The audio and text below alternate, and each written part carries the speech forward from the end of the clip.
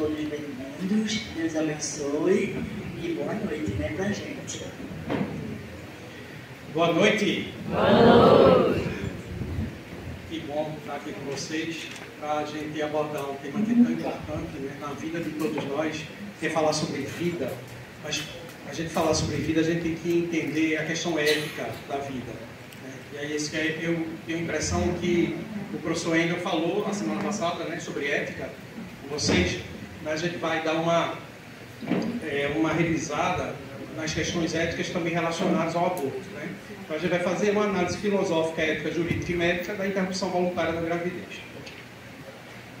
Bom, então a ética seria o ramo da filosofia. Acho que eu falo bem, sem microfone. Tá melhor o microfone. Prefere o microfone? Sim. Então tá bom. Então, ética é o ramo da filosofia que estuda os fundamentos e princípios que orientam o agir humano, distinguindo o bem do mal. Certo? Então, ele vai distinguir isso. E a gente tem que entender o que é o bem e o que é o mal. Né? O que é o bem e o que é o mal. Qual a diferença disso? Eu sempre digo o seguinte: o mal, gente, é quando o bem é para a gente. E o bem é quando é para todo mundo, principalmente para o outro. Como assim? Como é que eu posso dizer que o bem para mim seria o mal? É bem simples, gente. Quando uma pessoa invade a casa de outro e leva, por exemplo, o rádio ou a televisão, ele está fazendo bem para quem? Para ele mesmo. E esse é o mal.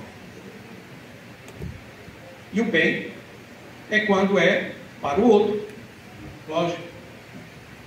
Então, se ele tem a oportunidade de fazer algo errado e não faz, ele está fazendo bem para o outro, independente dele. Quando a gente vai falar sobre ética, ele orienta exatamente esse, o agir humano, e distingue o bem do mal. Na medicina, é agir com retidão técnica e moral, respeitando a dignidade da pessoa humana e o dever de não causar dano. É o primo non nocere. Isso daqui é um termo latim, hipocrático, e que diz o seguinte: para você tratar alguém, primeira coisa é não fazer o mal a ele, não causar nenhum dano. Isso acontece diariamente, em todo momento, gente. Como, por exemplo, uma paciente, e a gente sempre vai pesar o risco da doença e o benefício da cirurgia. Se o risco da doença é muito alto, então a gente faz a opção pela cirurgia.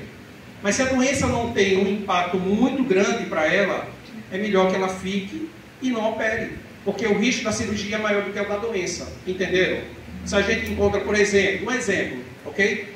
Uma paciente com 55 anos, já está entrando na menopausa, ela tem um mioma de 4 centímetros, um mioma fora da cavidade uterina. A gente sabe que não vai evoluir. Um mioma de 4 centímetros numa mulher dessa, que já vai entrar na menopausa, não vai crescer.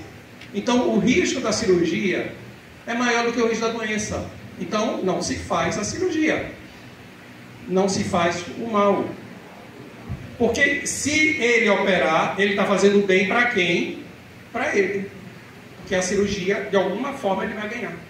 E a gente está falando do ponto de vista econômico mesmo. Quando ele pensa na cirurgia, como algo que não vai trazer nenhum benefício para o paciente, e ele sabe disso, então ele está fazendo o bem. Entenderam agora? Isso é muito fácil, né, da gente entender. Muito bem. Então, a gente precisa entender a diferença entre ética e moral, que dá uma confusão na cabeça da gente às vezes, né?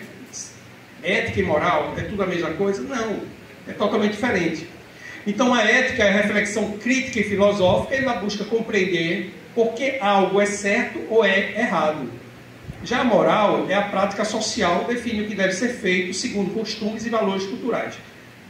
É fácil entender isso da seguinte forma. Vamos trazer um exemplo, por exemplo, esse exemplo aqui, que na época do Brasil colonial,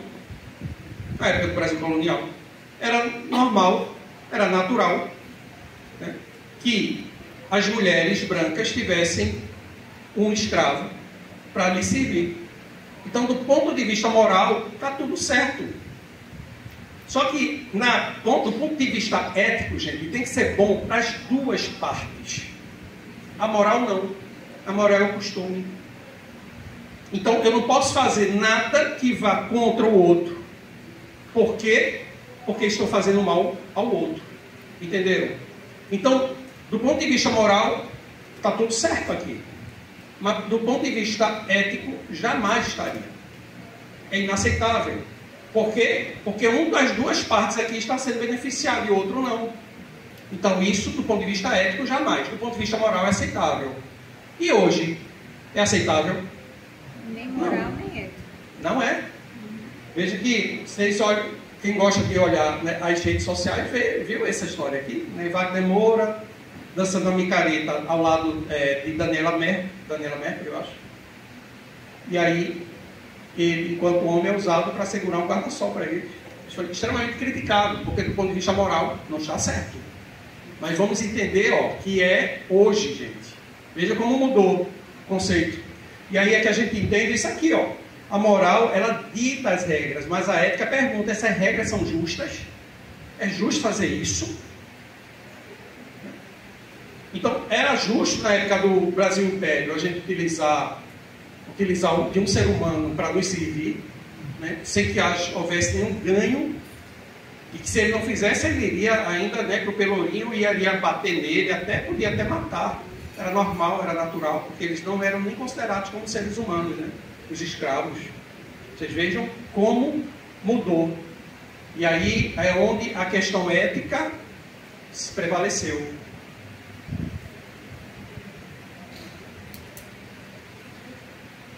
E aí a gente vai vir com a lei. A lei. Veja essa frase, olha. Nem tudo que é legal é moral. E nem tudo que é moral é ético. Como assim? Vamos lá. A lei me diz o seguinte.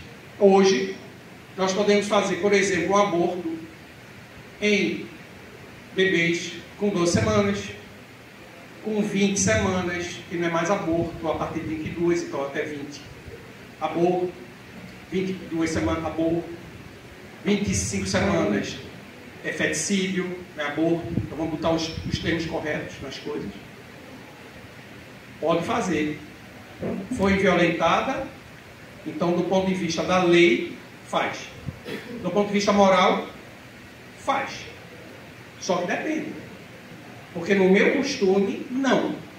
Então, nem tudo que é lei é moral. Eu me recuso a fazer e eu uso um artifício que nós temos, que é a objeção de consciência. O Conselho Federal de Medicina me permite utilizar da objeção de consciência. Eu não vou fazer o aborto. E nunca fiz. Não vou fazer. Então, a lei, para alguns, está certinha. É moral. Para outros, não. Então, nem tudo que é lei é moral. E nem tudo que é moral é ético. Por quê? Fazer um aborto vai prejudicar uma das partes. Ou as duas, né? Mas inicialmente seria uma das partes. Mas a gente vai ver que existem caminhos éticos que dizem ao contrário. Não. Mas a gente pode diminuir o sofrimento de uma das partes, mesmo que a gente vá prejudicar outra parte. Isso é ética também, só que é outro caminho. E a gente vai discutir exatamente essas histórias. Tá? Então, a ética busca o que é justo para todos os envolvidos, mesmo quando a lei ou a moral social divergem. Então, se a lei diz que eu posso matar um ser humano, se a lei fala isso, do ponto de vista moral, é aceitável. E ele está falando do ponto de vista moral, diante, por exemplo, da mulher vítima de violência, que ela engravidou, é uma gravidez indesejada. Mas do ponto de vista moral, tem mulheres que engravidaram, e nós temos exemplo aqui nessa cidade, que ao descer de um ônibus, né, foi violentada por 2 marginais, E ela foi para o hospital, na emergência, tomou as medicações, que é a medicação antiviral para HIV, tomou bezetacil para não ter sífilis, tomou a doxiciclina, que é a azitromicina, para não ter a gonorreia, tomou a pílula no dia seguinte, e aí, para ela estava tudo certo. Mas aí apareceu a ausência da menstruação, e ela faz o exame grávida. Ok? E aí o que é que ela fez? Ela diz assim, Jesus, né, Deus vai me livrar dessa situação. Pegava o ultrassom, pegou o ultrassom, jogou fora, e nova ultrassom. Algum tempo depois, o bebê está lá. E ela rasgava. Alguma hora vai acontecer o melhor para mim. Então veja que do ponto de vista moral para ela, não tinha nada a ver, não tinha por que matar. E ela foi, mas ela sempre é assim, sabe aquela luta interna, né? Eu não quero matar, mas eu também não quero a gravidez. Isso é natural. É natural. Até que, em determinado momento, né, minha amiga Cristina Brito entra em contato comigo e me fala esse caso. Quando eu a atendi, eu disse... eu, na verdade, quando eu atendi, eu nem lembrava do caso, né? Porque eu tenho TDAH. Só que aí, quando ela disse assim, doutora, não falou não a você? Eu disse, não, porque eu disse, cadê o cartão pré-natal? Não tenho. Cadê o ultrassom? Eu rasguei todo. Eu disse assim, por que você fez isso? Aí eu disse, doutora Cristina não falou não, aí é que vem, né? A memória. Aí eu, tá, vamos conversar. Ela já estava com 5 ou 36 semanas ela já estava. Ela chegou para mim com 36 já para parir. Uma semana depois ela paria normal. E a criança foi assumida pela maternidade que ela tinha. Veja, então, do ponto de vista moral, eu vou dizer uma coisa a vocês, tá certo? Eu já disse a Cristina, eu tive sabe aquela inveja saudável que a gente tem, né? Não tem? Uma inveja saudável. Eu disse assim, meu Deus do céu, essa menina quando chegar aos braços de Jesus, aos braços de Deus, ela vai ser ovacionada por todos os anjos. Entende? Eu não sei qual o poder que eu teria na situação dela, porque a gente não investiu. Não ela investiu. tinha muito medo, né? Sozinha, insegura. Insegura, não falava nada a ninguém. Né? E eu percebi pela barriga, já estava grande. Aí eu disse, tá grávida? Aí ela ficou me olhando. Sim. Eu digo, vamos resolver. Isso. Aí levei. Entende? Pois é. Então, quando a gente olha assim, vejam só. A lei diz o seguinte, o que é permitido fazer, ok? A moral vai dizer o que é costume. Então, a lei diz assim, pode fazer o aborto. Mas o costume está dentro do que manda a lei. Depende. Se alguém aceita o que a lei determina, está tudo certo. Se não aceitar, ele vai entrar, inclusive, em conflito com parte da sociedade. Parte da sociedade. Que acha que deveria ter feito, porque ela, se tivesse ido para um serviço de assistência obstétrica em Recife, nas melhores maternidades, entre aspas, que nós conhecemos, ela iria ser massacrada. Iriam dizer que era um absurdo ela levar uma gravidez de alguém que não tem um pai. Entenderam? E eu estou dizendo isso a vocês, não é só com essa situação, porque já veio paciente para mim numa outra situação. O grupo Provida, né, entrou em contato comigo porque uma mocinha estava grávida com um bebê mal formado, totalmente mal formado, queria nascer e falecer, ia voltar aos braços de Deus. E aí ela estava sendo acompanhada no ambulatório de uma grande maternidade de Recife, que fica ali no centro da cidade. Certo? E aí ela ia no ambulatório, e sabe o que o pessoal fazia? Mandava ela ficar como a última paciente, para ela ver todas as pacientes entrando com seus bebês no ventre. E ela era massacrada, porque ela era a última a entrar. E quando ela entrava, diziam: você está fazendo a gente perder tempo com você, porque essa é uma gravidez desnecessária. Desnecessária.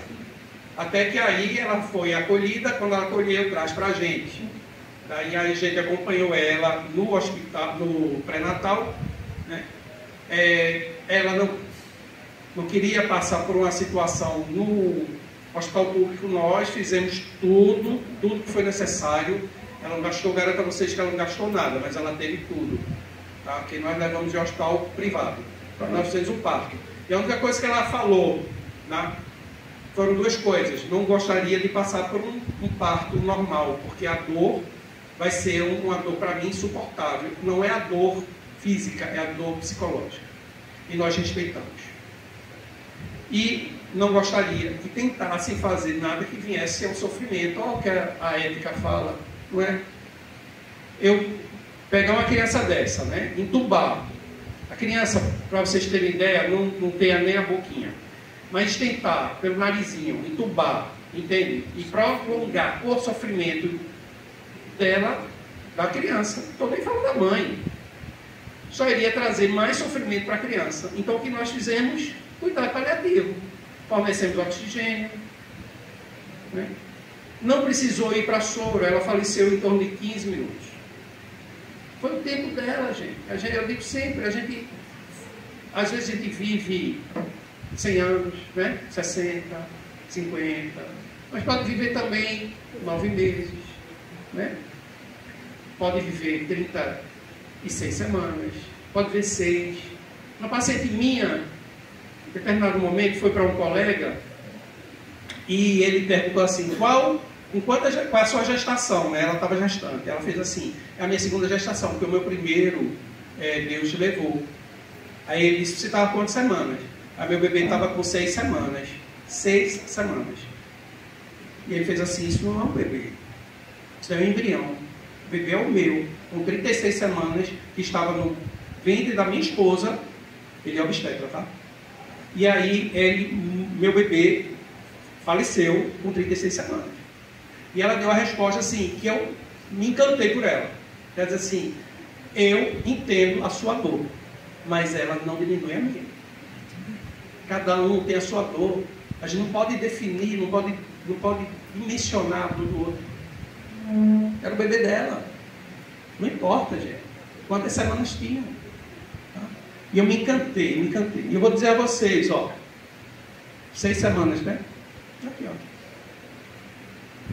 Ela disse: bebê, 6 semanas.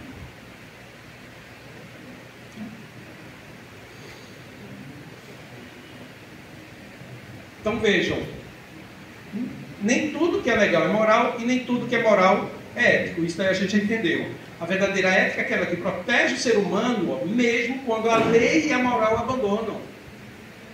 Isso é ética. Isso é ética. Vou entrar na linha do tempo, mostrar a vocês como é que o aborto no Brasil evolui, né? Então veja que em 1830, no Brasil colonial, foi feito o Código Tribunal do Império, e aí criminalizando o aborto, ok? Então não podia fazer aborto, de forma alguma. E aí houve a Proclamação da República em 1889, né? Então em 1890 o primeiro Código Penal da República incluiu o autoaborto. Seria isso. Primeiro ele disse o quê? Não pode fazer o aborto, né? Então quem não pode?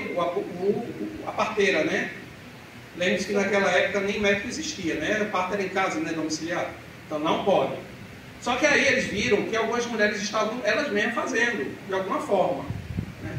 Colocando caco de vidro, estava pedra-lume, né? Estava tudo. E aí elas mesmas faziam. Então veio o código e disse: não pode também, pode prender. Bom, aí em 1940 veio o Código Penal atual, é o atual, que mantém crime com 2 excludentes, ou seja, 2 coisas podem, não é crime, certo? É crime, mas 2 estão livres. Um é o estupro e o outro é o risco de vida da mãe, ok? Então isso aconteceu. Aí, o que foi que fez o Supremo Tribunal Federal. Em 2012, com a arguição do descumprimento de preceito fundamental 54, que é a DPF, ele autorizou o aborto em anencefalia. Em anencefalia. Diz o seguinte: vai morrer de todo jeito, né? Então não tem por que ficar com ele. Aí eu digo a vocês, do ponto de vista moral, passou a ser aceitável. Só que para mim não. Então, do ponto de vista moral, eu continuo não aceitando. Entenderam agora? É lei, mas para mim não. Eu me abstenho de ter que fazer esse aborto. Fala que a anencefalia, que nem todo mundo é da saúde. Ah, sim, o que é anencefalia? Desculpa, gente. Vamos fazer um acordo. Vamos começar a falar. Se vocês tiverem qualquer dúvida, pode levantar já a mãozinha e a gente já vai tirando, tá? Primeiro, a doutora Cristina me deu uma baita de uma correção corretíssima também. Não, corretíssima. Lógico, a gente, nem todos vocês, aliás, a grande maioria não é da área de saúde. Então a gente pode falar uma coisa e você diz assim: o que é isso que ele está falando, né? Está falando grego para mim. Então vamos entender, para todo mundo ficar entendendo as histórias. Tá certo? Então a anencefalia, gente, é quando vem sem o encéfalo, que é a parte de dentro do cérebro. Então o que acontece? Ela vem com a calota craniana, vem com tudo. Inclusive tem cabelo, tem tudo. Mas como o cérebro não se desenvolve, ó, ele murcha. Entenderam? Aí ele murcha, aí fica aquela imagenzinha. E tem também a microcefalia. E aí eles botam tudo, né? Ó, bota tudo no liquidificador, entendeu? E joga tudo. E aí vocês veem, ó, tem esse caso aqui, dessa mocinha aqui, que é a Ana Carolina Dias Cáceres, né, que em 2021 veio essa matéria aqui, ó, existe porque minha mãe optou pelo aborto, jornalista com microcefalia, na época da Zika, mas antes da Zika já existia, gente. Microcefalia, por exemplo, paciente com toxoplasmose, com rubéola, com citomegalovírus, certo? São infecções, ora, bacterianas, a maioria viral, que podem interferir na formação desse ser, tá? Fazendo algumas malformações, mas que são compatíveis com a vida. E tem microcefálico, que na microcefalia ele vem com uma coisa, que é o tronco encefálico, que é responsável pela respiração. Então ele vem com o tronco, ele respira, ele só não interage. Mas se Deus mandou, entendem? Não sou eu que tenho que definir a vida de ninguém, gente. Porque eu sou personalista. E aí eu vou trazer esses conceitos. O professor ainda falou alguma coisa sobre essas histórias que eu estou falando a vocês? Não, né? Ele deu só uma luz, é porque eu não estava, né? Então não sendo exatamente sabendo como foi a abordagem. Mas entenderam a questão? Então não sou eu. Outra coisa também, você vê, ó, bebês que nascem sem perna, né, com síndrome de Down, com lábio leporino, né, fenda palatina. Doutora Ana, que está aqui, ela vê essas coisas, né, doutora? Vocês conhecem a doutora Ana Regina, né? Quem não conhece, não é Vitória. Não é Vitória. Ultrassonografista. É minha parceira, provida, né? Vamos dizer, Ana, estou com os casos, bota tudo para cá. E a gente dá prioridade. Aí, ó, todo mundo triste, né, chorando, não tem nada disso, gente. Né? Tudo feliz. Né, Gabriel? Exatamente. Entenderam? A partir do momento que a gente coloca essas situações, né, como limitante para a gente manter a vida de alguém, a gente está fazendo eugenia, né? Eugenia, está tirando quem não é perfeito do ponto de vista físico. Faz uma seleção. Faz uma seleção, né? Isso daí, assim, dói, né? Dói na gente, viu? Mas, voltando para cá, então ele autorizou a anencefalia. Isso abriu precedentes para outras coisas também. Paciente com agenesia renal, aí, né? Tira. Com vários cistos renais, né, doutora? Também. Agenesia é quando não tem o rim. Quando ela vem sem rim. Nasceu sem rim, vai morrer. Vai morrer. Mas sim, está vivo. Vai morrer quando nascer. Até então está vivo. Então não é a gente que tem que definir, né? Se Deus mandou, tem um propósito. Sempre assim. E eu vou dizer a vocês, aquela paciente que eu disse a vocês que nasceu e que o hospital não queria recebê-la, que disse que era desnecessário. Sabe o que foi que ela nos disse quando o bebê nasceu? Ela disse assim: doutor, eu não matei minha filha. Eu não matei minha filha. Consciência tranquila. Consciência super tranquila. Ela deixou. Né? Então, não tem coisa, né, maior, com a dignidade maior do que uma pessoa chegar nesse nível de consciência, né, de evolução espiritual, e poder dizer: não fiz o mal. Eu não fiz o mal. Eu não pensei em mim. Eu fiz o bem. E pensei nela. E aí, em 2016, houve um habeas corpus. Esse número aqui, 124.306, foi o seguinte: alguém, que não sabe quem, né, porque existe, obviamente, uma proteção, né, do anonimato, fez um aborto, tá? E aí o Supremo fez um voto favorável à descriminalização até 12 semanas, e sem efeito vinculante, ou seja, não gera outros casos, não, foi aquele lá. Mas sempre abre um precedentezinho, né? Então, houve isso aqui. E aí, em 2017, e está rolando até hoje, que a DPF 442, que é uma ação que pede a descriminalização até 12 semanas. E aí, quando veio essa DPF, gente, em 2017, eu me questionei na época assim, ó, mas por que 12 semanas? Por que não 10? Não é que é um número, né, fechadinho assim, né? Por que não 15? Por que não 20? Por que tinha que ser 12? Está dando para entender? Vocês sabem por quê? Não, não é. É porque até 12 semanas, ó, 12, tá? Isso aqui é 10, ó. E sabe o que é a diferença, ó? 4 semanas, 6, 10. A diferença. Por isso que coração de bebê bate tão rápido. Por quê? Porque ele é uma fábrica, gente. Ele tem que montar todas as estruturas. Aqui ele é embrião. Até 8 semanas é embrião. Ele passa a ser embrião. Mesmo, vejam como que... Eu quero trazer a vocês umas reflexões éticas, tá certo? Vamos viajar na história. Quando a mulher vai para o médico e ele pergunta assim: quando foi o primeiro dia da sua última menstruação? Para ele calcular a idade gestacional. Mas doutor, eu tive relação quando eu ovulei. Não, mas não é. A gente quer saber quando foi o primeiro dia. Certo? E aí, por exemplo, ela coloca uma data.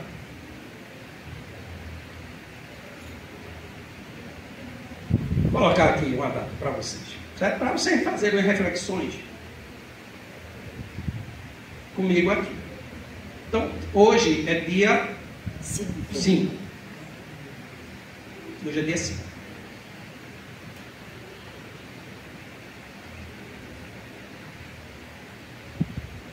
De novembro. Então, diga uma data assim. Digamos que ela tenha menstruado, um exemplo, no dia 1 de outubro. Ok? Menstruou dia 1. Sabe qual é a data? Sabe qual é a idade gestacional que eu vou dar a ela? 5 semanas. 5 semanas. Agora vamos entender uma coisa. Quando ela, primeiro dia da menstruação, o que é que eu tenho ali?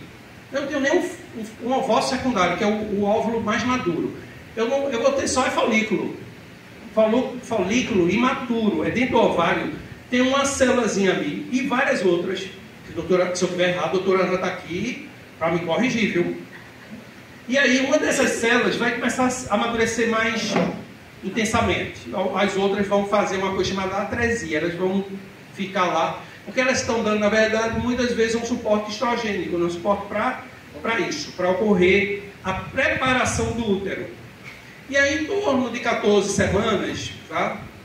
Ela vai e ovula. Ela sai o ovócito e cai na trompa. Essa trompa vai ficar de 12 a 24 horas esperando o príncipe, que é um espermatozoide. É um ser vivo? Não é. É uma célula viva. Certo? Não é. Mas vejam só. A partir do momento que o espermatozoide, que ó, o homem libera 200 a 400 milhões de espermatozoides naquele ejaculado. Eu só vou precisar de um, né? O escolhido. E aquela célula, quando encontra aquele óvulo, ele começa a processos de multiplicações celulares. Na trompa, gente. É na trompa. Ali eu já estou contando desde o momento que ela menstruou.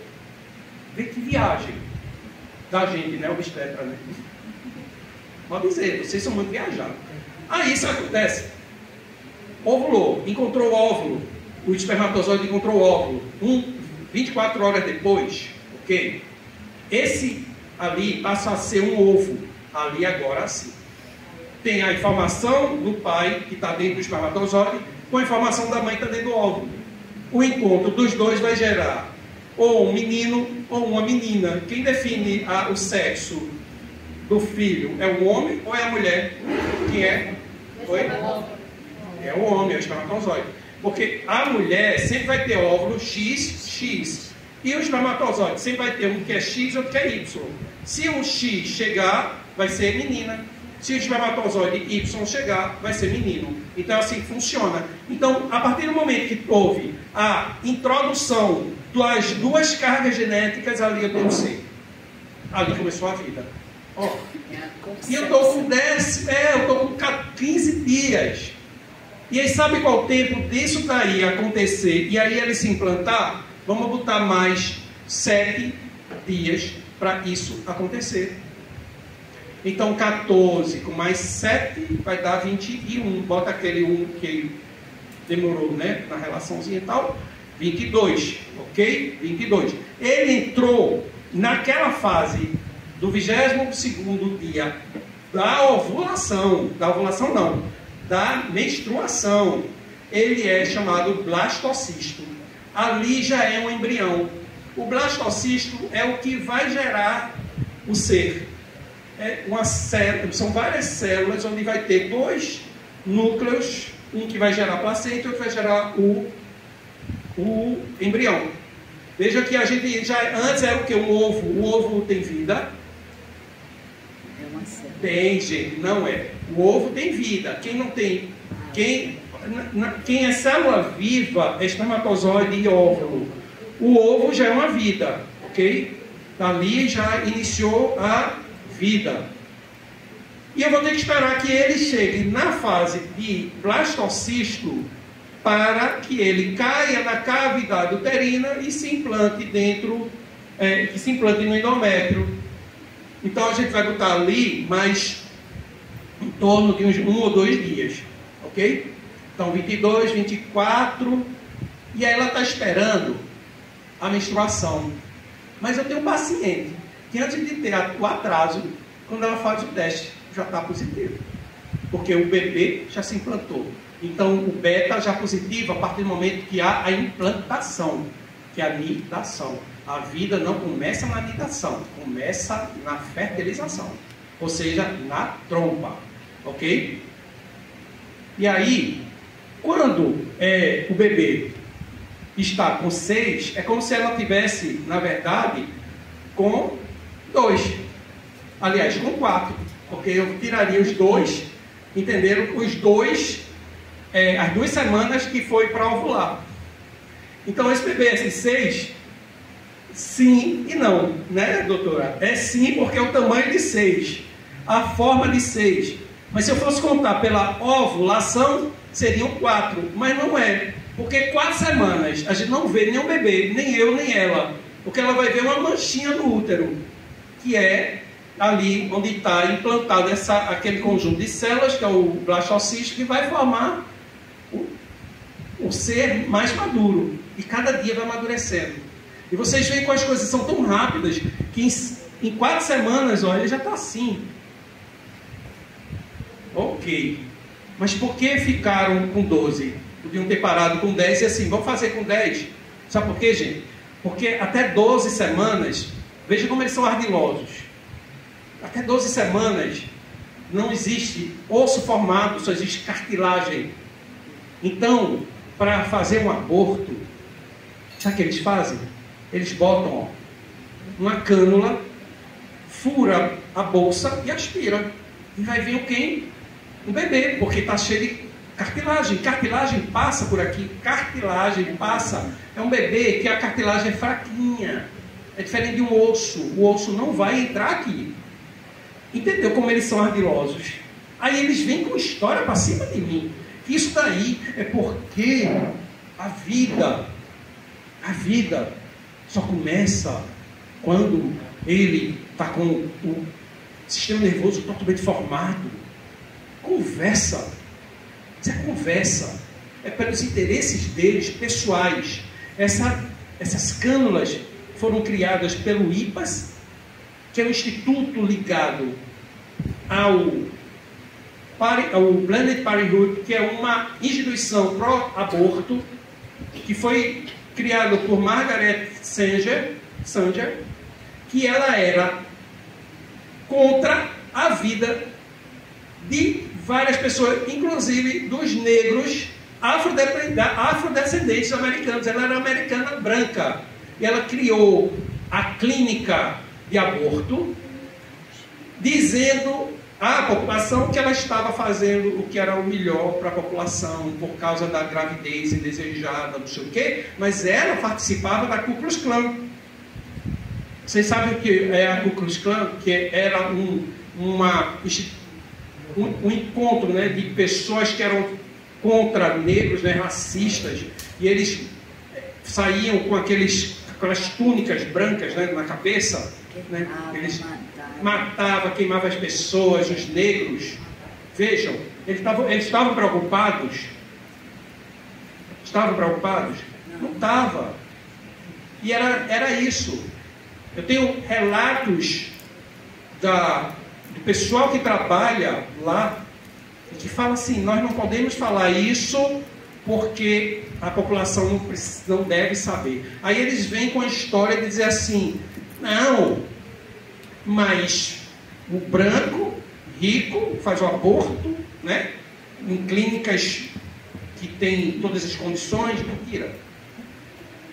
E o negro é que sofre. Gente, para eles, quanto menos negro, melhor. É lógico. Porque o negro gera o quê? Despesa para eles. Por quê? Porque o poder econômico do Brasil e do mundo inteiro, a maior parte das vezes, estavam no poder dos brancos. São os países mais ricos, são onde? Na Europa, Estados Unidos. O mais pobre, na África. Entenderam? Então, se acabar com os negros da África, resolve muito problema deles. Entenderam? Então, quando vier com historinha, dizer assim: não, porque é a negra que sofre, né? Não é isso, não. Tá? E aí, vocês vão me dar licença para mostrar como é essa situação aqui, ó. Isso daqui, como é que ficaria um bebê dentro do útero? Isso é água? É, mas o líquido da minhoca é exatamente assim. É água. É água. Doutora, me ajuda aí.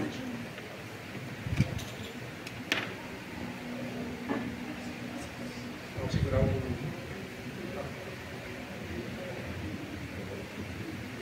Isso daqui é uma cânula de aspiração, certo? Que foi o que o IPAS criou. Então, o que é que ele fez? Eles criaram isso aqui para que quando a mulher engravidasse, não precisava nem fazer ultrassom. Não precisa. Vai lá, conecta, puxa, aspira, coloca dentro do útero e já aspira o material. E aí pega o bebê já de 6 semanas, entendeu? Pequenininho, já entra direto. Obviamente que tudo que vem para o mal tem alguma coisa que sirva para o bem.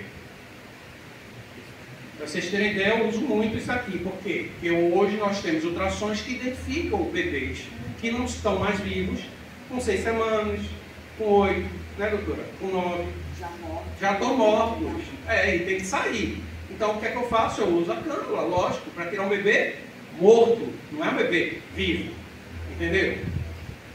Então, por isso que eu estou dizendo, ó, nem tudo que é, né, ruim é o mal. Quando você faz algo que seria o mal, mas que para beneficiar o outro passa a ser o bem. E aí o que é que eles fazem? Ó? Criam um vácuo aqui dentro.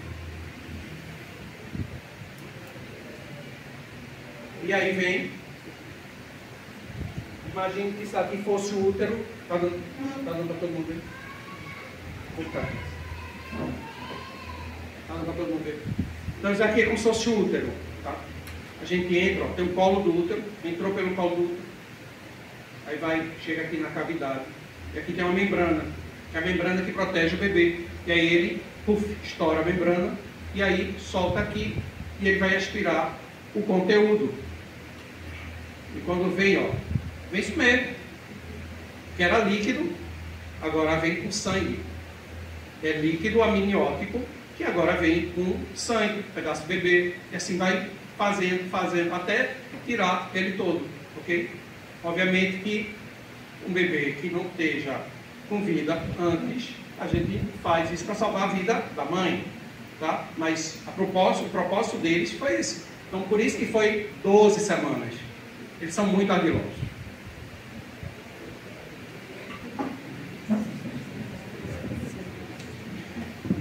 E aí, o que acontece? O movimento Provida caiu em cima. Caiu em cima. Tá? Todo mundo. Tá? Caiu em cima. Até que ainda não definiram. A Rosa Weber, né, se aposenta e diz, não, vou deixar o meu voto lá. Foi dessa DPF, ó. A 442. A favor do aborto. O outro agora que saiu, Barroso. Vou sair, mas eu vou deixar o meu voto a favor do aborto. Entenderam? São ardilosos. Passou-se o tempo, e antes disso aqui, ó, acontecer, teve aquele caso daquela menina que veio do Espírito Santo, aquela criança, né? Foi para Recife, e aí todo o movimento lá, papapá, e aí pedem. O movimento Provida, eu estava indo, tinha cirurgia no dia seguinte. Ela disse assim, você pode dar uma passadinha lá? Isso eu passo, para dar uma olhadinha, né? Já que eu tenho uma cirurgia no dia seguinte, não teria nenhum problema. Eu fui lá, quando cheguei lá, aí eu descobri na ficha da paciente uma coisa que ninguém sabia.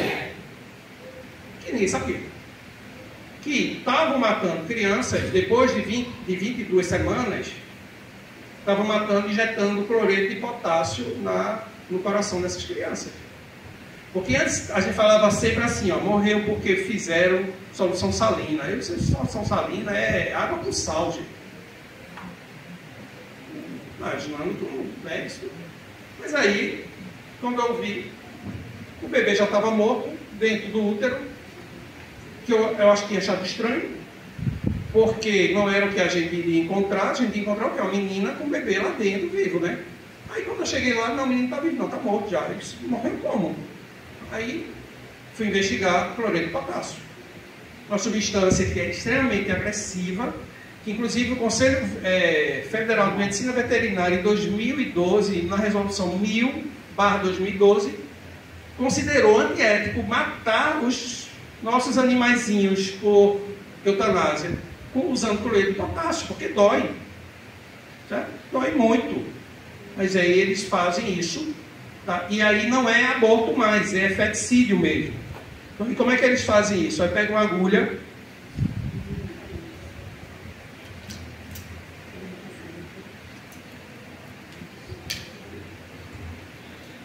bem mais grossa do que essa, bem mais longa, tá? Vai até o útero. E vão guiando com ultrassom, chegando até o coração do bebê. Chegou no coração, aí como é que ele chega lá? Olhando pelo ultrassom, gente. Ele chega até o coração. Quando chegou lá, ele pega o cloreto de potássio e injeta dentro do coração da criança. Tá? E faz o feticídio, que é matar o feto. Provoca um infarto. Ah, ele infarta, né? Lógico, que é cloreto de potássio. Mas é um rito de crueldade, porque até pegar isso, chega no feto e fura, e o bichinho sai, se esquiva. Isso, porque aí dói, né? Aí ele faz rito de crueldade. É um rito de crueldade mesmo. É.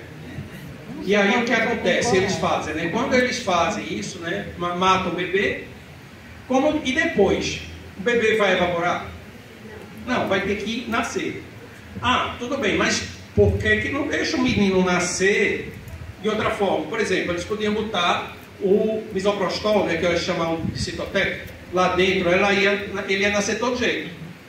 Entenderam? Então, se vai matar, por que não faz desse jeito? Porque, vamos lá, é feto, eu disse a vocês, a partir de 9 semanas até 22. Ó, de 4 semanas, tá? Que é quando ele é um blastocisto, até as 8 semanas ele é um embrião. A partir de 9 ele é feto. Por quê? Porque o embrião é aqui onde ele está se formando as estruturas físicas. Depois disso ele passa a ser feto, porque ele não tem condições de viver sem estar dentro do ventre materno. Por isso que ele é chamado feto, por isso ele seria chamado um aborto, uma resolução dessa, certo? Porque o aborto é isso, ele não tem condições, mesmo que ele nasça vivo, com 18, 19, 20, 21, 22 semanas, não tem nenhuma condição dele de sobreviver. Então ele é um feto, mas que ele não tem condições de viver, por isso a resolução é chamada aborto, ok? Depois disso, gente, é um natimorto se ele nascer morto, ou um neomorto se ele nasceu vivo e morreu em seguida. E o ato de fazer é o feticídio, não mais o abortamento. Abortamento é o ato de fazer o aborto, ok? Então pega um bebê com 12 semanas e eles vão fazer o abortamento. Pega um bebê com 26 semanas e vão fazer o feticídio. Eles não falam isso, eles falam aborto. Sabe por quê? Porque feticídio parece com o quê? Homicídio. Então é mais fácil chamar aborto. É por isso. Mas que é homicídio. É um homicídio. Um requinte de tortura, né? Lógico, com requinte de tortura. E aí o que é que eles fazem? Eles fazem isso, tá? Matam, e aí a mulher vai passar por todo um processo de botar esse menino para fora. Quando ela bota para fora, não tem atestado. Olha, depois de 22 semanas tem que ter um atestado de óbito. É assim. A mãe chega, estava com 500 gramas ou acima de 22 semanas, faz seu atestado de óbito e aí ela vai enterrar o bebê. Inclusive, ainda devo falar que algumas situações, né, menos de 22 semanas, eles botam na lata do lixo. Mas aí agora houve, né, uma ação que a gente está querendo introduzir aqui em Vitória também, para que a mãe tenha o direito de enterrar seu bebê, mesmo com 10 semanas, mesmo com 9, não interessa, gente. Sabe aquela mãezinha dizer assim, não, meu bebê é meu bebê, 6 semanas. Não vai pro lixo. A dor é a mesma, a minha dor não é menor do que a sua. Então é respeitado esse direito dela. E aí o que é que acontece? Eles pegam esse bebê e botam na lata do lixo hospitalar. Vai junto com a gaze, com a agulha, com tudo, né? Com as luvas, e bota tudo lá para o lixo hospitalar, que vai queimar aquele corpo lá. Entenderam? Por que eles fazem isso? Porque não tem como fazer diferente para eles. Eles acabaram de matar uma criança. Aí vai fazer o quê? Um atestado de óbito. Então, é mais simples fazer o quê? A mãe já não quer ver, deixa para lá, bota aí, sacode no lixo. Entenderam? Vejam como é essa turminha. Ah, mas tudo bem. E por que não fazem, não deixam então um bebê, digamos, 30 semanas? Sabe qual é a chance de uma criança com 30 semanas, gente, é 7 meses, ela viver? 90 a 95% vive com uma assistência de uma UTI neonatal. 90 a 95%. Bebê de 30 semanas. Eles matam com 34, imagina com 30 também. Vai matar. Então, um bebê desse com 30 semanas, como é que essa criança, como é que essa mulher chegou lá com 30 semanas? Vejam como é que funcionam as histórias. Vamos imaginar o seguinte, uma menina de 17 anos engravidou do namorado com 18. Certo? Engravidou. No início, eles dois, né? Estamos de amor. Você pai e ela você mãe. Ok?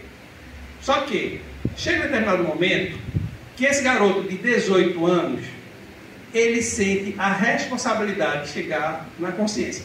Porque, por enquanto, tudo é novidade, né? E aí ele sai da relação. Ele sai da relação. E aí ela se vê sozinha, sem um parceiro. E ela chega e diz na maternidade: eu sou de menor. Ela é adulta? Não, ela é de menor. E aí, eu não quero essa criança. Mas já está com 30 semanas. Não tem problema, a gente vai e faz. Aí, não tem como fazer de outro jeito? Tem, sim. Se ele fizesse o remédio, ela iria botar para fora. Só que ia pegar um bebê vivo. E sabe o que ia acontecer? A sociedade iria chegar e dizer assim: poxa, um bebê com 30 semanas, vocês fizeram isso. Entenderam agora? Por que não deixavam chegar até 37, 38? Deixar essa criança nascer? Então, eles percebendo essa comoção popular, eles decidem matar na surdina, para que ninguém veja. Porque o que os olhos não veem, o coração não sente. É assim que funciona. É ardiloso demais. É ardiloso. Aí,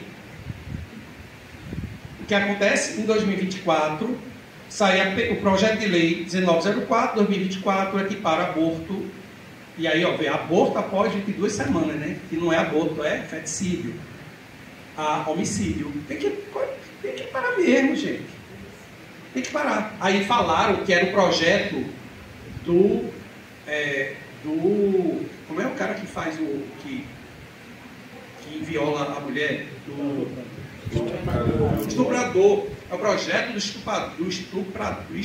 estuprador. Não é. Por quê? O que acontece é que existem excludentes, certo? Então, o que o projeto previa era assim: a mulher, ela fez, certo? Mas tudo tem que ser avaliado. E percebe-se que uma mulher que estava fragilizada e tudo, quem vai ser punido não é ela, quem vai ser punido é quem fez. O estuprador e o médico que matou. Entenderam? Não pode.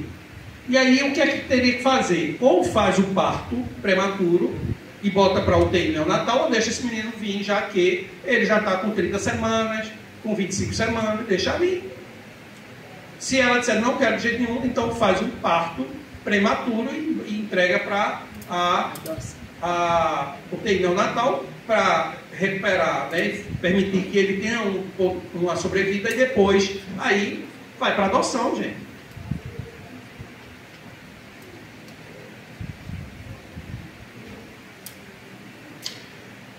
E aí vamos ver os conflitos éticos fundamentais sobre isso. A questão do aborto revela o confronto entre dois paradigmas. Aí começa, viu? Eu disse assim, que porque, tipo, vocês já ouviram falar em personalismo e utilitarismo? Não.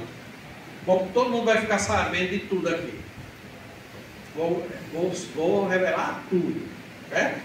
Então existe, na verdade, o autonomismo, o personalismo e tem ainda o utilitarismo, que não está aqui, mas eu vou explicar a vocês. No paradigma autonomista, que prioriza a liberdade individual e o bem-estar. Certo? Eu sou dono do meu corpo, então meu corpo, minhas regras.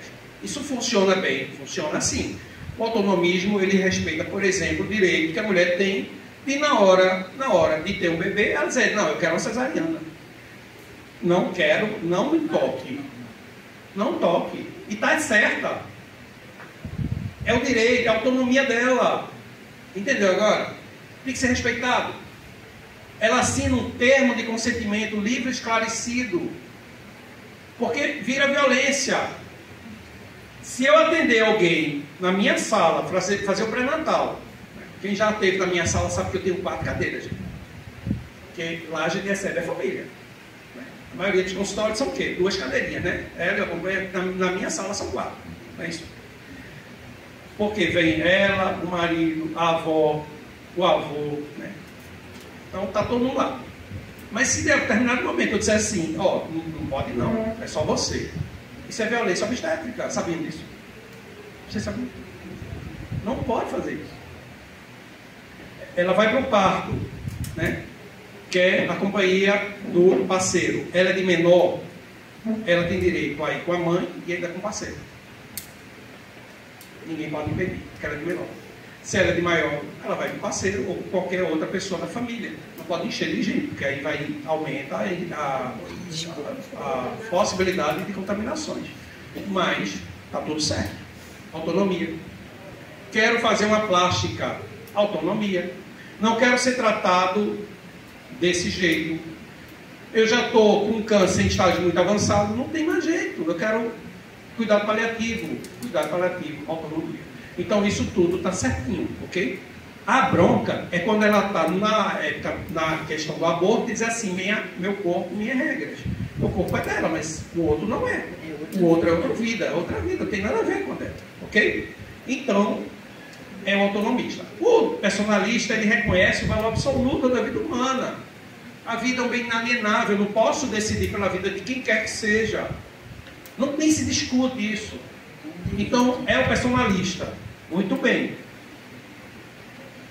O paradigma autonomista baseia na ideia de que a autonomia individual é o valor central. Tudo certo. O foco está no direito de cada pessoa tomar decisões sobre a própria vida, corpo e destino, desde que não prejudique diretamente outras pessoas. Aí ela fica, essa turminha, diz assim, meu corpo, minhas regras, ali não é uma vida. Prestem atenção nessa turma que diz assim, não é vida ali, é um corpo. Né? Só é vida a tartaruga que está lá no ovo, né? No mar, na praia, né? Esperando eclodir. Porque se alguém pegar um ovo daquele e quebrar, vai preso, né? Sem direito à fiança. Ali é vida. Aqui, não. Autonomia, entendeu? Então, eles desvirtuam o sentido da ética autonomista. Eles desvirtuam. Vejam que essa ética é importante, tá? Deve ser respeitada, porque todos nós participamos dela. É imoral eu dizer à paciente que ela não pode entrar. Mas lá atrás as pessoas diziam não pode entrar e não entrava, porque moralmente estava tudo certo. Entenderam? Mas a ética, do ponto de vista autonômica, não estava. Veja como a ética, ela vai continuar dizendo o que é certo e o que é errado. É autonomia. Mas a ética autonomista, ele respeita, ela não prejudica diretamente outras pessoas. E é onde começa essa turminha a desvirtuar o conceito dessa ética. Em questões como aborto, o autonomismo defende que a decisão deve ser da mulher, porque ela é a principal interessada em sua própria integridade e liberdade. A principal. Então, o autonomismo, defende a decisão, que a decisão deve ser da mulher. É onde entrou algo, tá certo? Que vai de encontro ao que a gente acredita. Mas por que isso acontece? Pelo seguinte. Porque todos os países que não são cristãos, católicos, evangélicos, espíritas, eles não utilizam o personalismo como um guia para condutas pessoais. Ele só vai utilizar o autonomismo e o utilitarismo. Principalmente o utilitarismo. Que ele diz o seguinte, ele é fundamentado no princípio de que a moralidade de uma ação é determinada pelas consequências. Consequência. Se eu engravidei e eu, mulher, não quero essa gravidez porque está me trazendo um malefício, então eles defendem que eu tenha o direito de interromper a gravidez. Isso é o utilitarismo. Porque ele se baseia nisso. É na consequência. O que aconteceu, a consequência não vai ser bom para mim. Ok? Não vai ser bom. Mas eu vou mostrar a vocês que não é bem assim. Porque tem consequências piores do que a própria gravidez, se ela tirar. Mas aí, o que importa é produzir o maior bem ou o menor mal para o maior número de pessoas. O que importa é isso. O maior bem ou o menor mal para o maior número de pessoas. Ok? Então, digamos que uma pessoa está na UTI, entubada, precisando de medicações caríssimas. Então eles defendem o quê? Eutanásia. Por quê? Porque vai trazer o maior bem para o maior número de pessoas. Porque a gente tem uma sociedade que precisa do dinheiro, mas aquele dali está consumindo esse dinheiro, entenderam? Então, o menor mal para o maior número de pessoas seria matar uma delas, porque vai tirar o custo da manutenção da vida daquele. Isso é utilitarismo. Ok? Uma pessoa, por exemplo, minha mãe, 98 anos. 98, viu? E ela, totalmente lúcida, anda, passeia. Ela produz alguma coisa? Não. Ela só produz o bem, né? Ela só produz o amor, né? Ela transmite. Mas ela não, para a sociedade, ela não produz. Então eles sabem que eles são a favor do suicídio assistido. Aqueles que não geram lucro para a sociedade não devem existir. É assim que eles funcionam. O tetraplégico, o paraplégico, entendeu? Se o paraplégico está trabalhando em TI, está tudo certo por enquanto. Parou de trabalhar, vamos conversar. É assim que funciona. E eu digo mais a vocês, isso é real. O diretor do hospital que eu trabalhava que eu me aposentei há menos de um mês, lá da universidade. Eu cheguei para ele e disse assim, ele veio com uma conversa, né, dizendo que o ópio da humanidade é a religião, e eu disse assim, quando é que começa a vida para você? Aí ele fez assim, eu sei lá, disse, sei lá não, você sabe quando começa a vida, e eu sei lá, é assim. Aí ele disse, sabe o que ele me disse? Eu tenho um acordo com meu pai, primeiro que adoecer, pega e desliga tudo, não deixa nada. Aí eu disse, você é utilitarista. E ele olhou para a minha cara, mas não sabia o que é isso. É como eu chamar alguém de, você é estúpido. No congresso, saiu eu, uma sala, do Congresso de Ginecologia e Obstetrícia, certo? Aqui em Pernambuco. Aí uma sala sobre aborto, direitos da mulher, direitos reprodutivos. E eu não assisti porque eu não tenho estômago. Eu não tenho estômago para assistir. Aí eu saio da sala e sabe o que ele falou? Ó, a médica que faz o aborto lá na universidade, lá em São Paulo, é espírita. Aí eu disse, meu amigo, eu posso dizer a você que eu sou judeu. Eu sou espírita. Eu poderia até dizer que eu sou católico, como vocês. Eu não sou batizado, gente. Eu posso dizer, mas eu sou católico. Não. A boca não adianta nada. Fala o que quer. Entende? Fala o que quer. Fala o que quer. Eu nasci numa família espírita. Eu sou espírita, gente. Não fui batizado. É questões religiosas. Cultural, É cultural. Está tudo certo. Não tem nenhum problema. Nenhum problema. E todo mundo se respeitando, mesmo porque o trabalho pró-vida, ela é supra-religiosa. Não tem nada a ver com o catolicismo, nem com o evangélico, e muito menos com o espírito. É supra-religioso. Porque a gente sabe que tem evangélicos, que tem católicos e que tem espíritas que defendem aborto. Eles são católicos? Não. Não, porque eles são fora da doutrina. Exatamente. Entenderam agora? São espíritas? Não são. Evangélicos de forma alguma. Eles não são. Porque não é crístico você utilizar esse artifício para tirar a vida de quem quer que seja. Então não é. Então, ó, ele pode defender o aborto se acreditar que isso traz um equilíbrio de bem-estar maior. Por exemplo, alívio do sofrimento da mãe, porque ela está grávida, entenderam? Redução, ó, dos problemas sociais, financeiros. Mesmo que isso implique sacrificar o indivíduo. Isso é utilitarismo.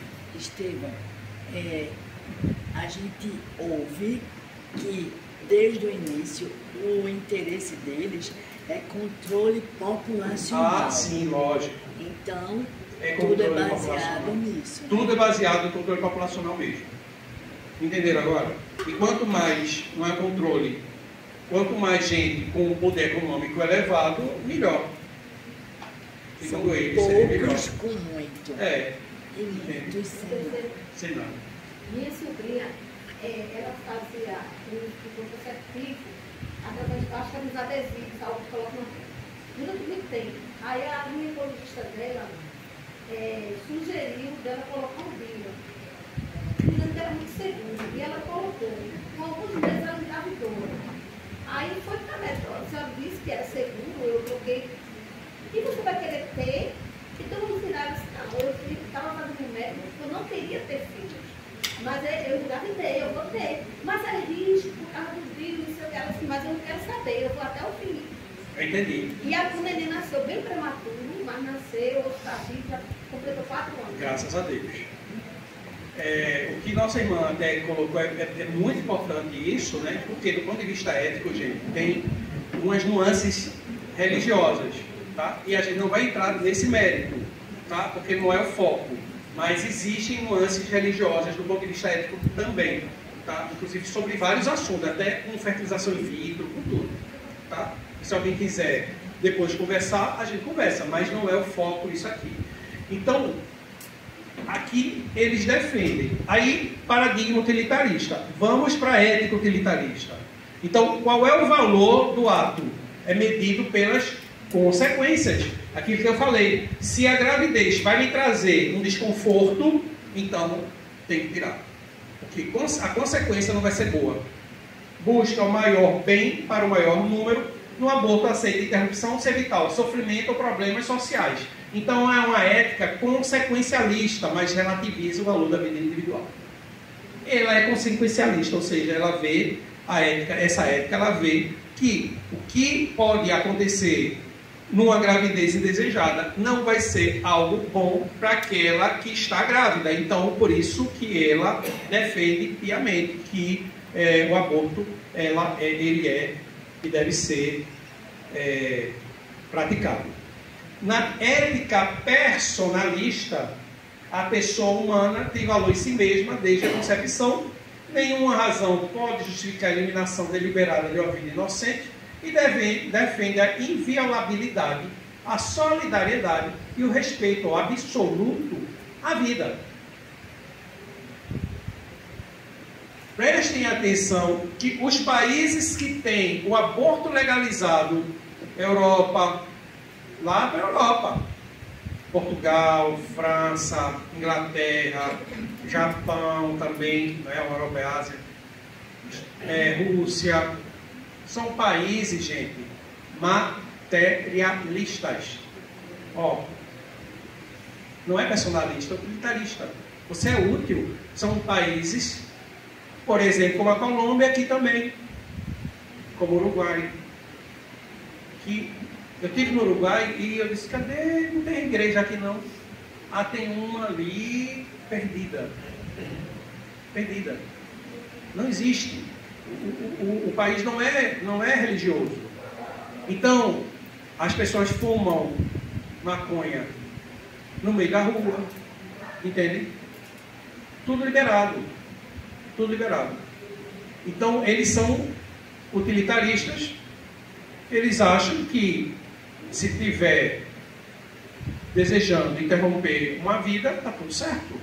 Porque ele não está trazendo consequência boa para aquela pessoa. Entenderam? Vejam que é onde tem a maior taxa de quê? De suicídio. De suicídio. E são pessoas infelizes. Comparativo com utilitarismo e personalismo. O utilitarismo, ele vê o quê? O valor da vida depende da utilidade dessa vida para alguém. Ok? Personalismo, a vida é o valor que dá sentido a todos os outros. Então, o aborto, ele pode ser moralmente tolerado, mas jamais, jamais será eticamente justo. Jamais.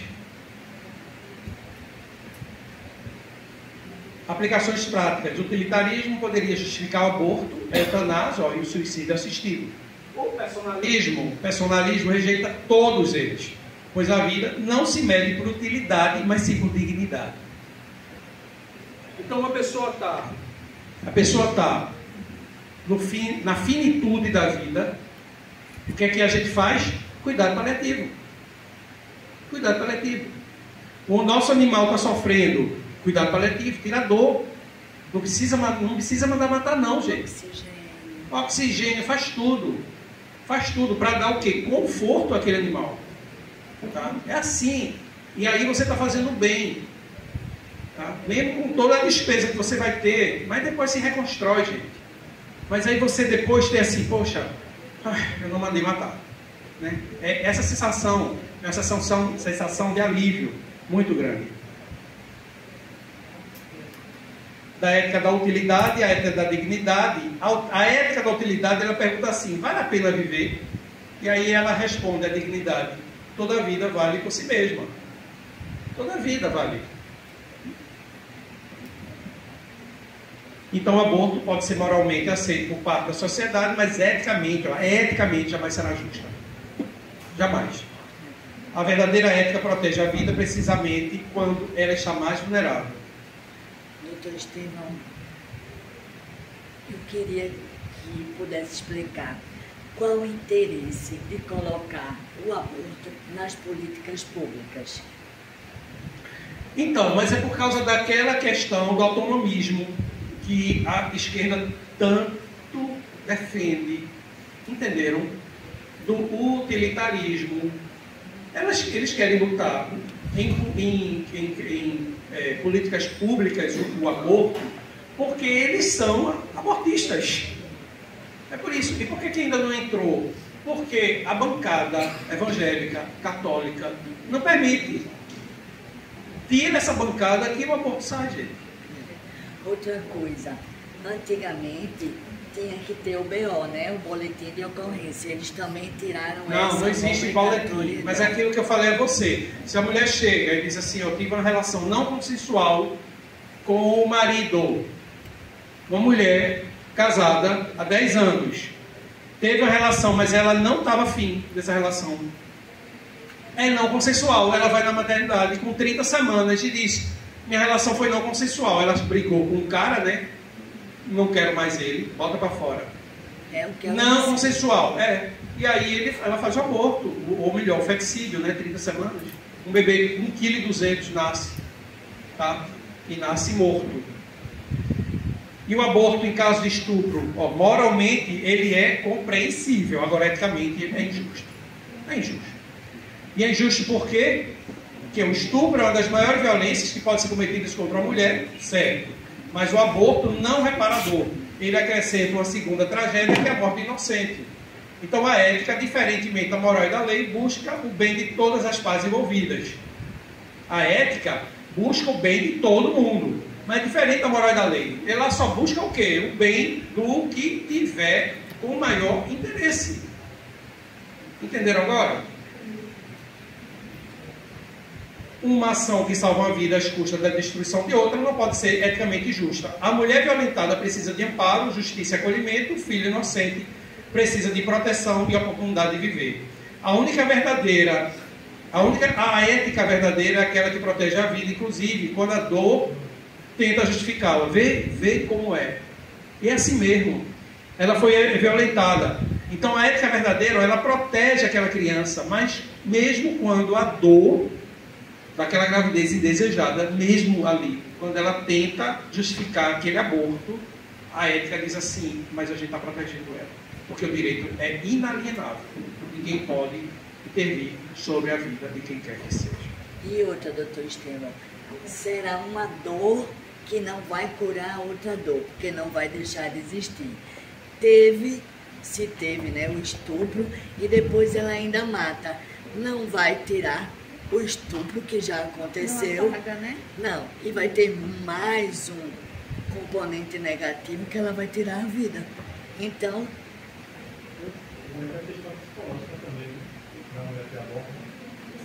exatamente, mas a gente vai falar agora bem rapidinho, por causa do tempo de vocês.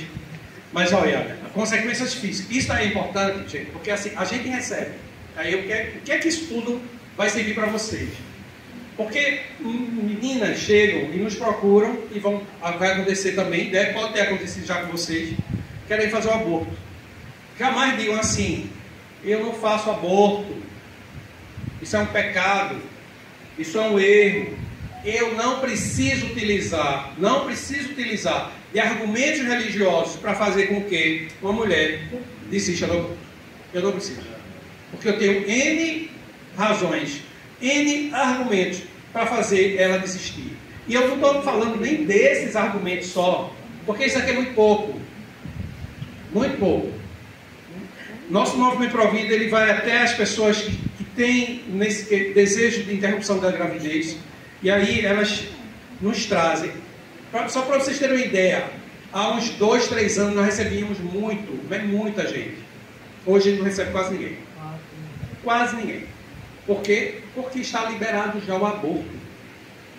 Já está liberado. A sociedade é que não quer ver. Eles só querem botar isso no papel. A lei no papel. Mas já existe a excludência.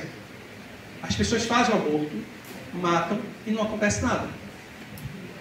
A maternidade de Recife faz, o médico diretor da maternidade faz e não acontece nada. Por quê? Porque a lei protege. É assim que funciona. Então não tem mais isso. Não tem. Não tem.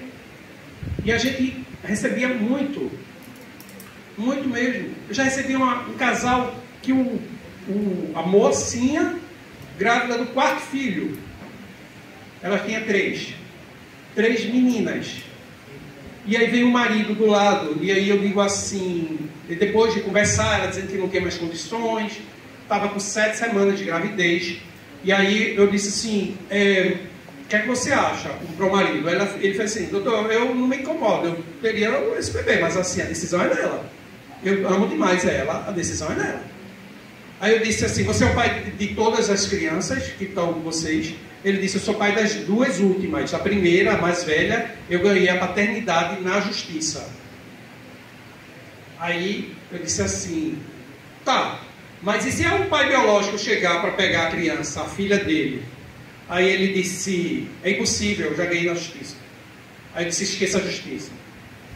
O pai da sua filha mais velha vai chegar e vai querer levar essa criança. E aí ele começou a chorar. Pelo amor que ele tinha à filha dele, que era uma filha, não era biológica, né? Era filha porque ele assumiu essa paternidade. E aí foi onde eu peguei. E assim, e Deus nos dá inspirações. E eu disse a ele, você ama tanto a sua mulher, que você é capaz de assumir a paternidade onde você biologicamente não é pai, mas é capaz de matar seu próprio filho por amor a essa mulher. E aí eu peguei o casal, atravessei a rua e fui na clínica de uma amiga minha, chamada doutora Ana Regina, estava lá. Tu lembra desse caso, Ana? E eu levei os 2, e aí entramos nós 3, né? E aí Ana lá, o bebê lá. Coraçãozinho de 7 semanas. Peguei de volta para lá. Agradecer a Ana, né, Ana? Por esse... Isso foi fundamental, isso aí. Ela precisou ouvir o batimento do filho. E aí voltei. A vida que pulsava. A vida que pulsava, no seu ventre. E aí eu voltei para a clínica e eu disse, agora vocês já têm todas as informações, é com vocês agora. E aí o tempo foi passando, né? Tempo depois, eu sempre falava com o esposo, não com ela. E aí, em determinado momento, ele chegou, já com 16 semanas, e disse assim, doutor, isso mandando mensagem, eu vou ser pai do meu 4º filho. Ele poderia dizer do 3º, né? Já que ele não é biológico, né? Veja como ele foi de caráter. Eu vou ser pai do meu 4º filho, vai ser um homem. Lembram? Ele tinha 3 filhas. Deus foi tão misericordioso com eles, mandou um homem. Para mim não faz diferença nenhuma. Podia ser outra mulher. Mas Deus quis mandar um homem para alegrar essa família. Tá? E aí veio o garoto. Então era esse trabalho que a gente se dispôs a fazer e fizemos muito. Obviamente que a gente tinha a quem atender. Hoje sumiu. Tá? A gente não tem mais. Consequências, insuficiência do colo, porque tem que dilatar um colo até chegar até entrar essa vela aqui, que é a vela de Ega, para poder lá. Então, depois que sai, isso aí não foi fisiológico, certo? Ocorre uma insuficiência do colo, pode o bebê, os próximos virem, né, com 18 semanas, o peso, aí o menino nasce, 20 semanas, 26 semanas.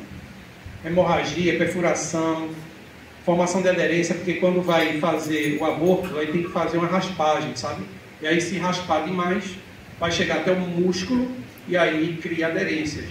Pode ter infecção, pode ter esterilidade, né? Não conseguir mais engravidar por causa das infecções, pode ter uma sepse, que é infecção generalizada, e pode chegar até a óbito.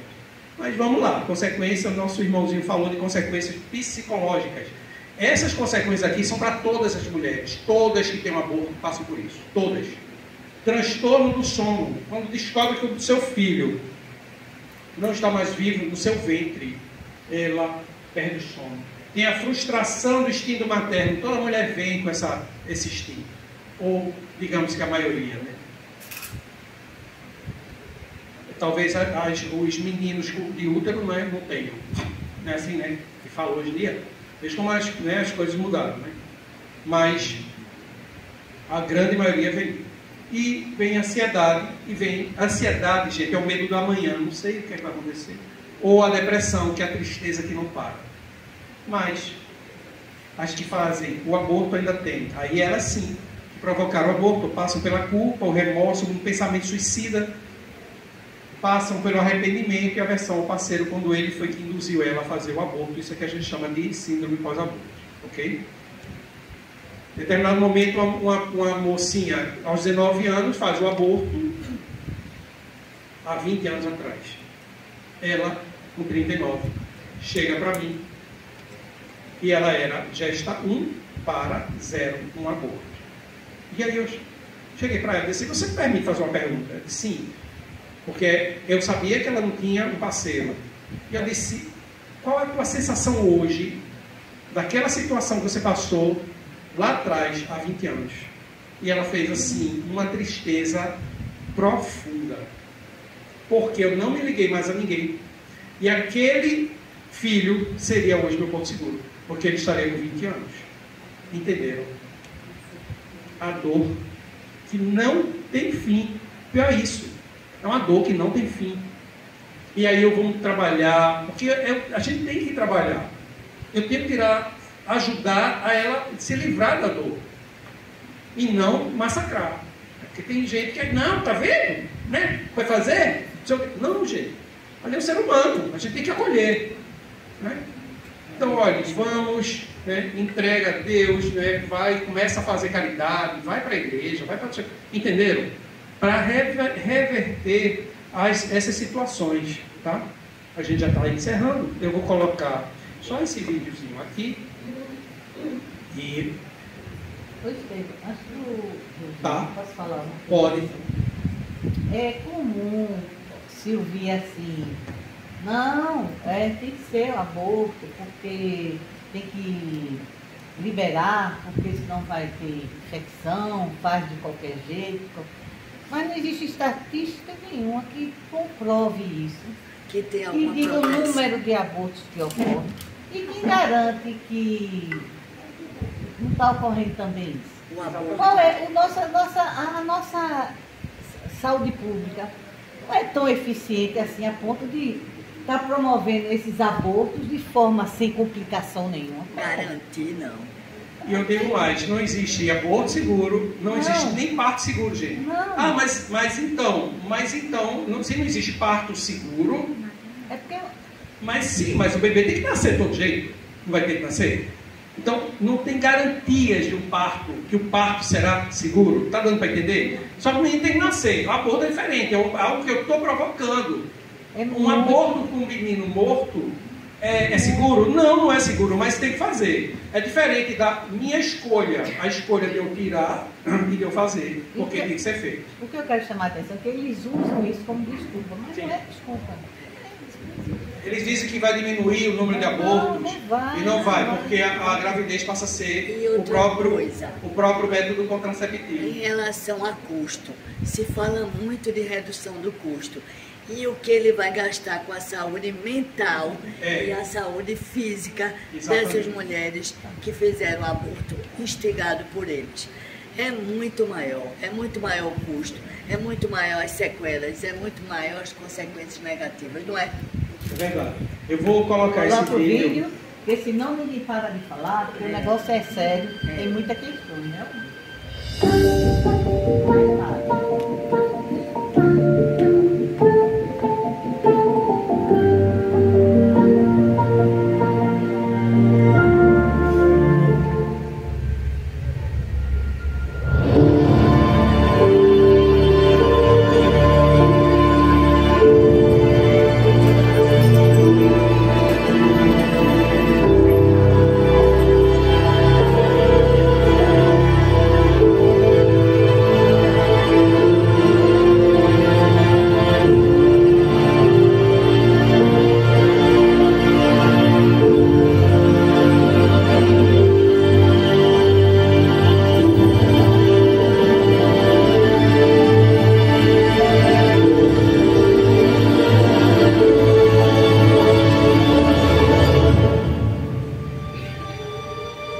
O que seria da minha vida sem você? Essa é uma frase francesa. Foi um movimento. Ela, quando engravidou, pensou em fazer um aborto. E aí desistiu. Mas veio todo o pensamento do que aconteceria se eu tivesse feito. Entende? Por isso que aí o que eu seria sem você? Onde vocês estariam se eu não estivesse aqui? Se eu não tivesse nascido, se eu tivesse sido abortado, entendeu? Essa questão de trauma não causa só na mulher, não. Causa no homem também. Na minha adolescência, eu tive uma namorada, ela era mais velha que eu. E ela queria muito ter um filho. Ela engravidou também. Eu comecei a trabalhar na região do lado de Recife e ficava sempre, eu contato que eu com ela era pouco. Mas quando eu cheguei aqui, aí ela disse pra mim assim, olha, não tenho mais nada. Eu pensei que ela estava acabando o relacionamento. Mas depois ela explicou pra mim que tinha Feito aborto. feito aborto. Aí ela chegou a me explicar como foi. Procuraram, tomaram várias medicações, até o dia que mandava para ela, estava usando para comer peixe. Não estava tendo êxito, não conseguiu. Foi para uma parteira, aí pega o corte na cabeça do bebê e extraiu o bebê. Tinha 4 meses, era um menino. Ela disse que a forma que se utilizou foi colocar no menino vaso sanitário e dar descarga. Esse trauma carreguei na minha vida durante muito tempo. Eu me casei no ano de 2010 e eu tinha um receio, tinha muito medo de ser pai, eu tinha sempre tive desejo de ser pai. Mas eu carreguei esse trauma por muito tempo. Em 2017 foi que meu filho nasceu, o primeiro filho, graças a Deus. Mas de lá para cá, toda noite eu colocava a mão no peito da minha esposa, orava, pedia a Deus. Uma forma que eu tenho medo de ser pai, porque aquilo ali me traumatizou demais. Às vezes a gente, você poderia ter, assim, tido um sentimento, uma sensação, como se você tivesse sido culpado, não é, por não conseguir ter percebido o ato que ela iria fazer, né? Mas vamos entender, gente, que assim, ó, a escolha é de cada um. Nós ensinamos, né, nós somos pais, nós ensinamos aos nossos filhos o caminho da retidão. Mas ele tem a escolha de mudar. Entende? A gente não vai conseguir mudar. A gente ensina o correto, o certo. Minha filha, em determinado momento, na escola, viu uma cédula de R$50. E ela fez assim, pai, eu encontrei uma cédula de R$50. Ela estava no... que eu chamo primário, né? Fundamental, né? Inicial, sei lá. Fundamental, né? E eu disse a ela assim, o que é que você fez com o dinheiro? Aí ela fez, entreguei a coordenadora. Aí eu, perfeito.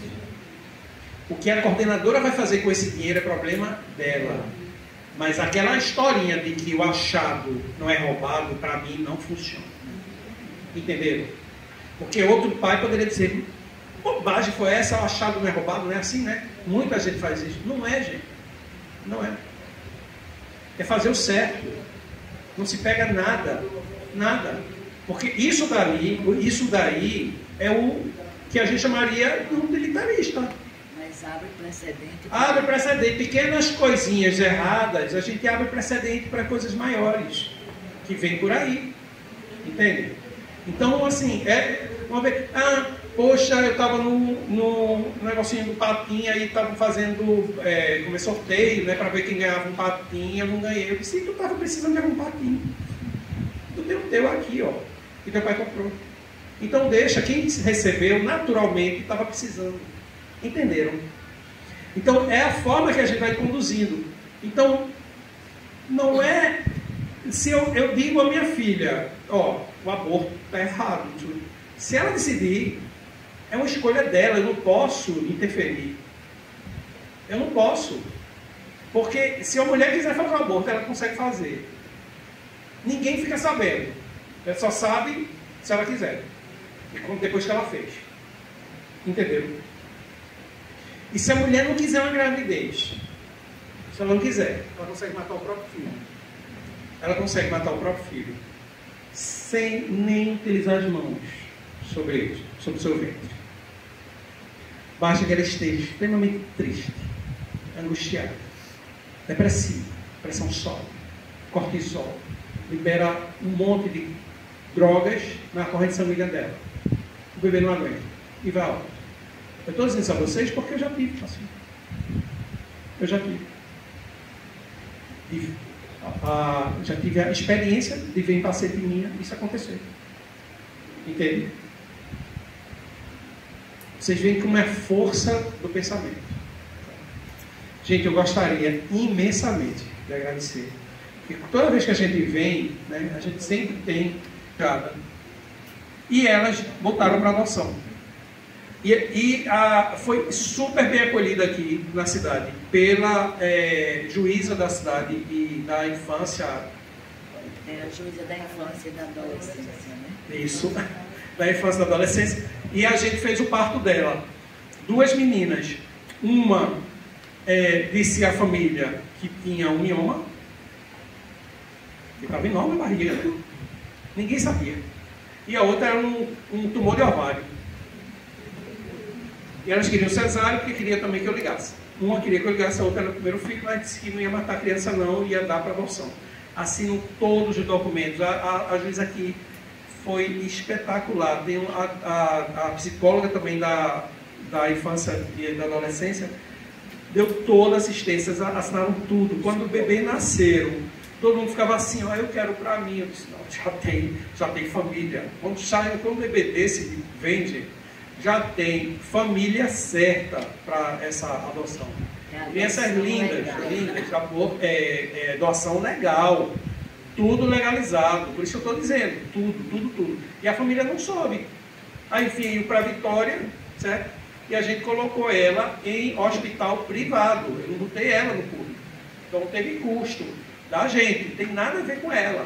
Não pagaram nada. Nada. O que elas nos deram, elas pagaram muito, que é se permitir que alguém fosse, né, vivesse, né?